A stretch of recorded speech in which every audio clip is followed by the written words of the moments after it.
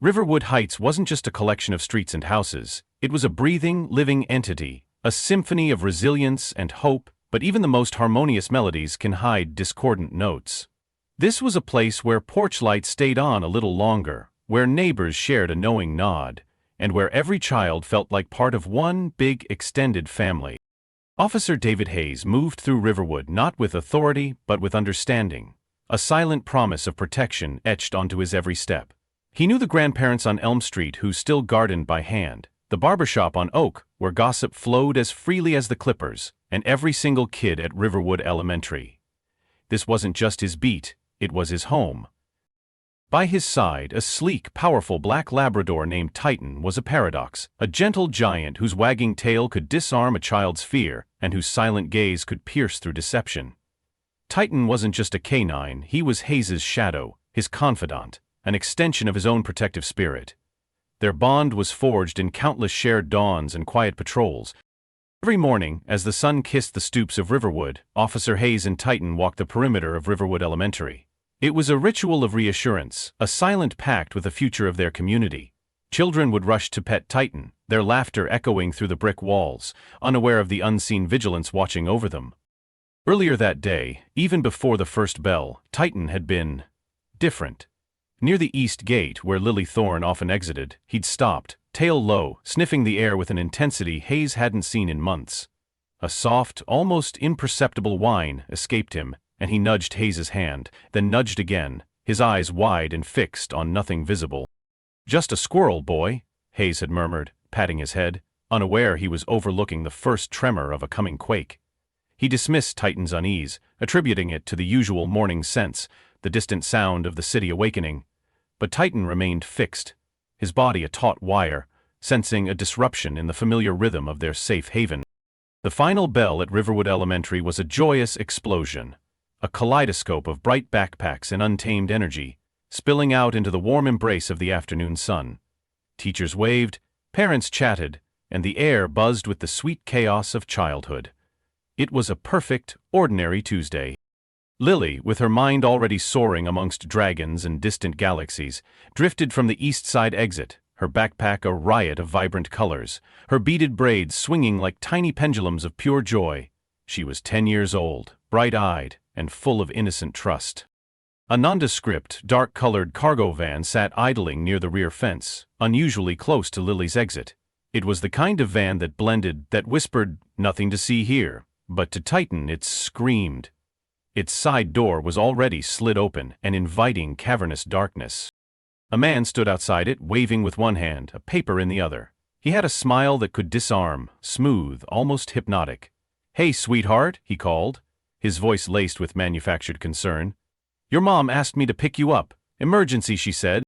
Lily paused, a tiny tremor of unease rippling through her. She'd never seen him before, but he smiled big, like he knew her, and he even said her name. The man's smile was too bright, his eyes a little too keen. A familiar dance of trust and doubt, one that many in Riverwood had learned to navigate the hard way. "My mom didn't say anything," Lily replied, hugging her backpack tighter, her voice small. The man chuckled, stepping closer. "She probably forgot. Busy day, huh? I promise I'm safe, see?" He held up a paper that looked like a printed email, too far for her to read clearly. He was good. Too good. Then Titan's ears, usually laid back, pricked with an almost imperceptible twitch. His body, normally relaxed, stiffened. Then slowly, deliberately, he rose, his gaze unwavering, cutting through the pleasant afternoon like a laser. He locked eyes with the man, then with Lily, then the van. Then he exploded. A deep, guttural growl, born from primal instinct, erupted from his chest. But before the barks even fully registered, Titan, with a sudden, fluid motion, stepped directly between Lily and the smiling stranger. He didn't just stand, he suddenly leaned back, gently nudging Lily with his flank, pushing her slightly behind him, while his powerful shoulder brushed the man's leg, almost sending him off balance. It was a silent, physical declaration: "You shall not pass." Then the barks came, sharp, fast, relentless, slicing through the easy chatter of the schoolyard like a warning siren. Officer Hayes, almost dropping his lukewarm coffee, instinctively grabbed Titan's leash, but his partner was already in motion, a force of nature unleashed. The man's charming facade crumbled, his smile dissolving into a mask of pure terror. "I didn't do anything," he stammered, his eyes darting towards the open van door, the picture of innocence now twisted into something sinister. He began backing up towards the vehicle. "Sir, step away from the vehicle, now!" Officer Hayes commanded, his voice sharp. The man's eyes darted toward the open driver's door. He hesitated for a split second, then made a desperate dash for it. "Wrong move indeed." Hayes unclipped Titan. In a blink, the man was face down, Titan's powerful front paws pinning him to the asphalt, his growl a low, rumbling earthquake that made every adult nearby freeze. 100 kids stared from behind the safety gate, their innocent faces etched with a dawning comprehension of the darkness that had almost touched their friend. Backup arrived within minutes, sirens wailing, their stark reality cutting through the lingering afternoon sun. Officer Hayes' team, along with city police, secured the scene. The man, now cuffed and struggling, was pulled away from Titan, who remained vigilant, his eyes still fixed on the van. The search of the van was quick and chilling. A second cell phone, seemingly useless without a service plan but wirelessly connected, and on it a gallery of terror. Dozens of photos, 3 unmistakably of Lily, one from last week, one from that very morning, and one zoomed in from behind the schoolyard fence. He wasn't a family friend, he wasn't sent by anyone, he was a predator. Lily was led gently back inside the school, where the counselor gave her warm apple juice and sat beside her until her real mom, shaken and pale, showed up in tears. The relief in her eyes, mixed with raw terror, was a sight Officer Hayes would never forget. Later, pacing outside the interview room, Officer Hayes muttered to himself. He knew how to blend in. Right time, right place, calm tone. He probably could have fooled me. He shook his head, the thought a cold knot in his stomach. But he didn't fool Titan. No, Titan doesn't care how calm someone looks. He only cares if something's off. The case quickly escalated, pulling in the expertise of Detective Lena Vance from the city's cybercrimes unit. Detective Vance was a force of nature, sharp, relentless, and with an intimate understanding of the digital underworld. As a black woman from a similar community, she understood the nuanced vulnerabilities that could be exploited. The suspect was identified as Victor Silas, age 47. Not registered in the area, no employment history at the school, but his digital footprint told a different, chilling story. Silas had been active in several online chat rooms under aliases like Care Dad for You and Safe Route Home 38. He frequented forums about parenting, school pickups, and student schedules. The kind of open-source information that most people didn't think twice about sharing. And here was the horrifying truth. Lily's mom had posted on a neighborhood app asking if anyone could pick her daughter up last month when her car broke down. The post included Lily's name, grade, and what she looked like. But it wasn't just that. Silas's notes mentioned the rainbow unicorn backpack Lily always carried, the specific pattern of beads in her braids that week, a seemingly innocent comment from a parent's public social media post about being stuck late at work, sorry to miss pickup. Tiny threads woven into a terrifying tapestry of surveillance. Deep within Silas's garage, a hidden drive, disguised as innocuous tax documents, held the true horror. A meticulously detailed spreadsheet. It wasn't data, it was a predator's playbook. Each row included a child's name, age, photo, school, and most chilling, behavioral notes. Walks home alone every Wednesday. Parent leaves for work before school opens, often waits at back gate unsupervised. There were 28 children on that list. Lily was number 7. Detective Vance's jaw was tight, her eyes scanning line after line with increasing disgust. These kids don't even know they're being hunted, she finally whispered, her voice tight with disgust. They think they're walking home, going to math class, but someone's taking notes like they're products on the shelf. Officer Hayes stood in the corner of the command center, arms crossed, Titan resting near his boots. The dog wasn't restless, he was reading the room, sensing the spike in heart rate, the way silence feels different when danger's near. Vance clicked to the next screen, a chat log excerpt from one of Silas's apps. Found a soft pickup site near the back lot, easy in and out. If this one's not ready, someone else can try. Titan's ears twitched beside the table. Officer Hayes' jaw tightened. He was willing to hand her off like a delivery route. That's exactly what it is to them, Vance affirmed, her voice grim. Business, targeting, strategy. Silas isn't new to this. He's careful, patient. We tracked 2 other school alerts in neighboring counties with almost identical tactics. He's not just working alone. Vance explained that these weren't formal groups, but a chilling web of individuals who followed each other, sharing methods, tips, and places. They looked for opportunity. schools with lax systems, single parents with routines, kids who walked home alone. The FBI launched what they called Project Sentinel, an active mission to hunt down the users behind the usernames tied to Silas's messages. Search warrants were issued, digital footprints were traced, IPs were located, devices seized. 3 arrests were made within the week, people connected through the same chat rooms Silas used. More are under investigation. Titan wasn't just a hero now, he was the reason other kids might be saved before it's too late. Lily went home safe, but the quiet hum of fear still vibrated beneath the surface. She didn't cry, she hadn't cried since the incident, but she had stopped walking to class alone. She stayed close to adults and barely said a word unless Titan was nearby. Her mother held her tighter at bedtime, read 2 stories instead of 1, a silent acknowledgement of the shadow that had brushed their lives. Titan, for his part, had become a silent presence in her recovery. He would lay beside her during story time or sit beside her backpack during lunch. No barking, no growling, just steady, calm loyalty. Shadow didn't just lie beside her. He knew.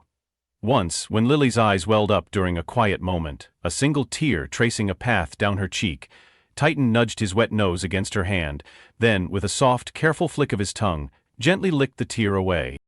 Another time, when she was too withdrawn to eat, he nudged her backpack, then with a soft whine, nudged it again, as if reminding her of the small, familiar comfort of the unicorn keychain she kept there. He was a beacon of pure, unadulterated comfort. "I feel like he talks to me without talking," Lily said one afternoon to the counselor. The counselor smiled. "He's saying you're safe now." Later that week, the school hosted an emergency evening assembly for parents. No press, no students, just raw facts. They played the footage, edited of course, showing Silas's arrival, the moment he called to Lily, and Titan's sudden charge. There was no narration, no dramatic music, just silence. One mother covered her mouth. Another father stood with clenched fists. Someone in the back whispered, "That could have been my daughter." Principal Anya Sharma stepped to the mic after the video ended, her voice steady but firm. "We trained for fires, for storms, even for lockdowns," she began. "But what happened this week reminded us that sometimes the threat walks up wearing a smile and calling your child's name." She looked down at Titan, who sat calmly at her feet, vest buckled, eyes scanning the crowd. "This dog didn't just save a child. He reminded us to stay awake, to protect our village." In the following days, the school launched a volunteer-led safety patrol. Parents rotated shifts watching pickup and drop-off lanes. New ID systems were installed, and Titan, now with a hero canine badge stitched onto his vest, became the school's full-time guardian. Teachers added a layer of social-emotional learning to every class, talking to students about safe adults, about instincts, about listening to their feelings when something felt wrong. Meanwhile, Operation Sentinel expanded. Detective Vance coordinated with child protection units across multiple states.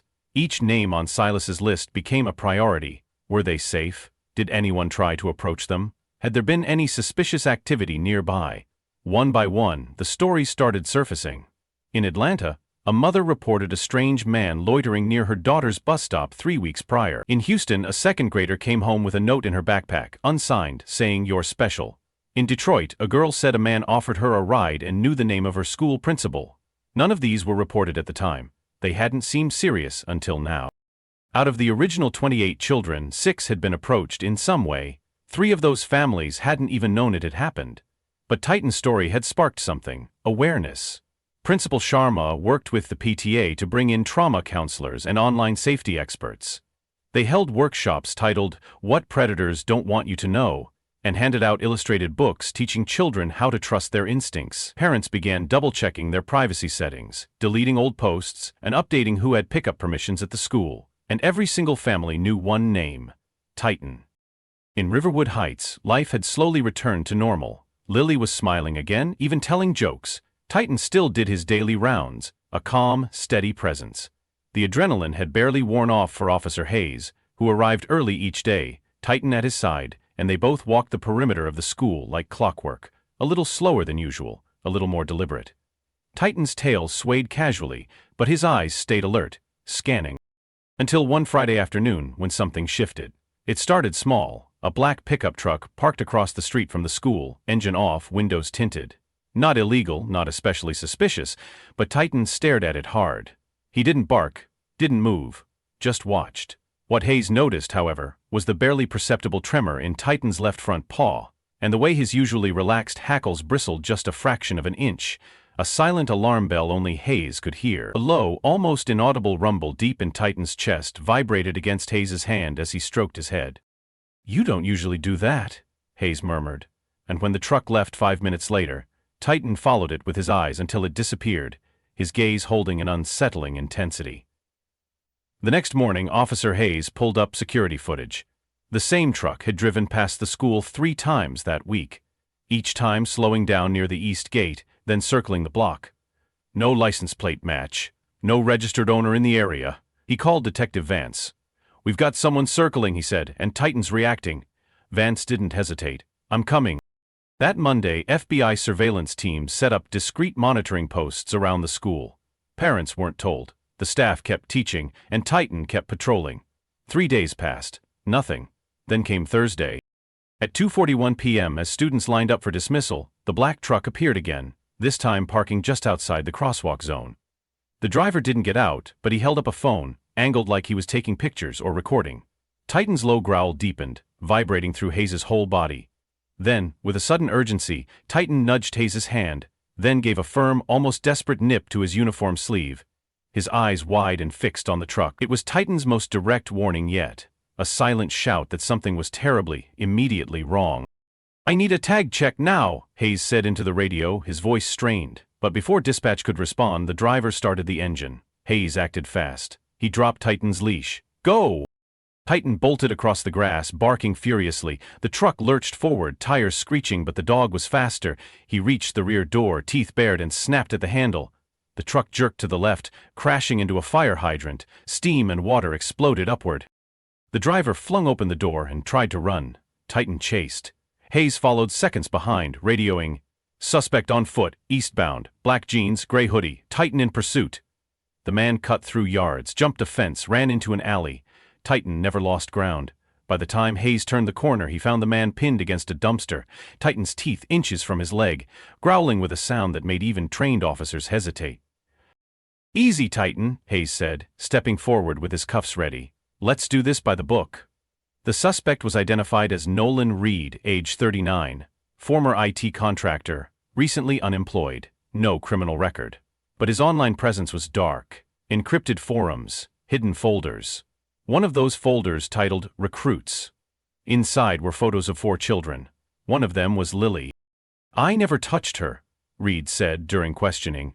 "I was just watching, gathering info, that's all I did." But Detective Vance didn't buy it. "You were gathering inventory," she said coldly, "and if Titan hadn't stopped you, we might never have found you." Reed stayed silent, but the silence spoke volumes. When Officer Hayes told Lily's mom, she turned white. "He came back," she whispered. "He was still watching her." Hayes nodded. "We think he never left. He stayed under the radar, waited until we let our guard down." She wiped her eyes. "But Titan didn't." That night, the school held an emergency staff meeting. Principal Sharma, flanked by Officer Hayes and Detective Vance, addressed the faculty. "We're all tired. We all want to move on, but we can't afford to stop being careful." She pointed toward Titan, lying quietly in the back of the room. "He didn't stop," Vance added. "And that's why Lily is still safe. This isn't about paranoia, it's about awareness. And if your gut tells you something feels wrong, even if it's subtle, follow it." In the following days, Nolan Reed was officially linked to a wider web of forum users who never directly communicated but followed the same grooming patterns using school routines and social media breadcrumbs. Reed admitted to attending local school events just to observe. He'd even taken notes during a PTA open house, pretending to be a volunteer. He knew the teachers' names, he knew dismissal schedules, and he knew which children walked home alone. But he didn't know one thing: that a dog was watching him the whole time. Titan received another commendation. This one came from the FBI. They didn't just call him a canine, they called him a force multiplier. Because his instincts didn't just protect a child, they revealed what technology, data, and training couldn't see. As spring rolled into summer, the community shifted again, this time not with fear, but with determination. New programs were put in place, more guards were hired, background checks went deeper, and every new hire met Titan first. Because if Titan didn't trust you, neither did the school. Riverwood Heights was building its defenses brick by careful brick. Titan was never trained to be a therapist. He couldn't pass out worksheets, lead support groups, or speak to a room full of parents in a comforting voice. But in the weeks following Nolan Reed's arrest, that dog, with his quiet presence and watchful eyes, did more to help a shaken community than any counselor ever could. He didn't have to say anything, he just had to be there. And he was, every single day at Riverwood Elementary. Life didn't go back to normal, it moved into something new, a place of deeper awareness, sharper instincts, and yes, a strange but beautiful kind of unity. Lily, who had once been terrified to walk alone, now walked with pride, not because she felt fearless, but because she felt protected. She would often stop by the front office after school just to say hi to Titan, slipping him one of his favorite liver treats or handing over a drawing she'd made that day. He always wagged his tail when she came.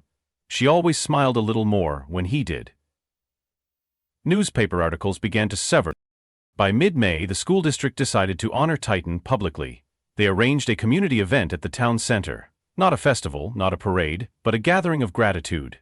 Families filled the green space behind the library. Picnic blankets dotted the lawn, lemonade stands stood beside information booths about online safety, and a local vet clinic even set up a Thank a Hero dog petting station.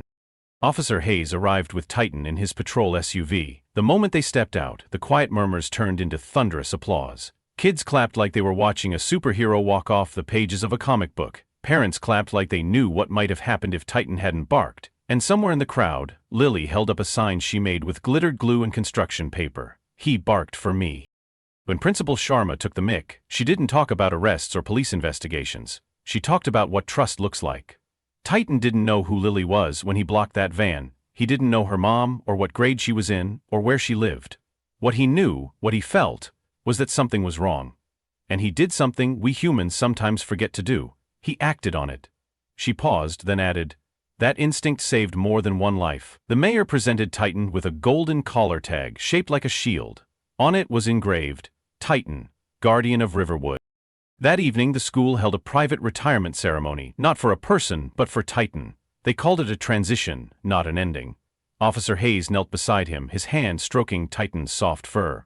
"You did good, boy," he whispered, his voice thick with emotion.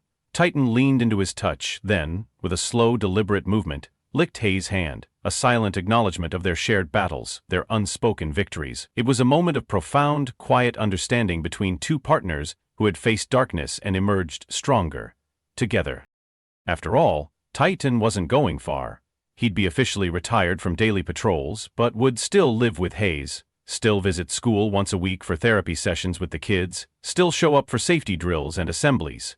But he'd finally get to rest, to sleep in, to play fetch in the backyard instead of watching the front gate. Principal Sharma, a man known more for spreadsheets than speeches, cleared his throat.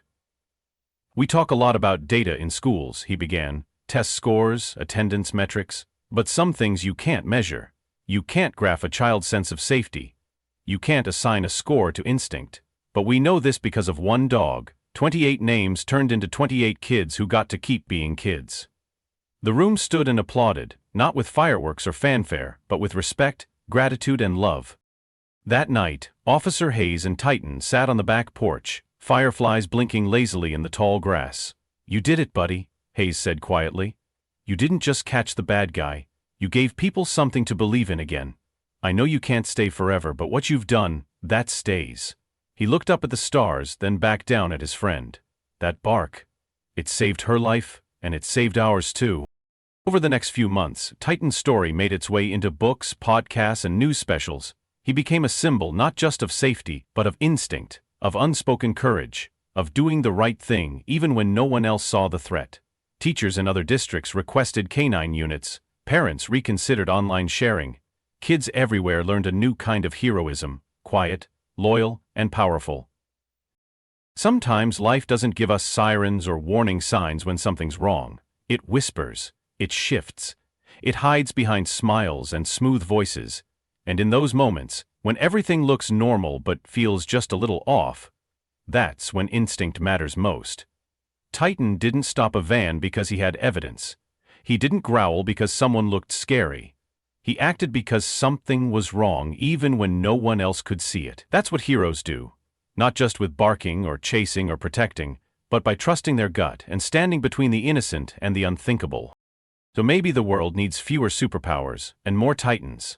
More people, more dogs, willing to listen to the silence and still say, "This isn't right, and I won't let it happen."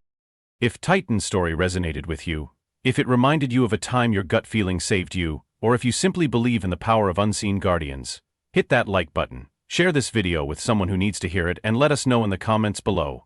Have you ever had an instinct save you from something you couldn't quite explain? Your stories inspire us all, and if you want to hear more true tales of courage, community, and the extraordinary everyday heroes among us, make sure to subscribe and ring that notification bell. Let's keep these stories alive, together.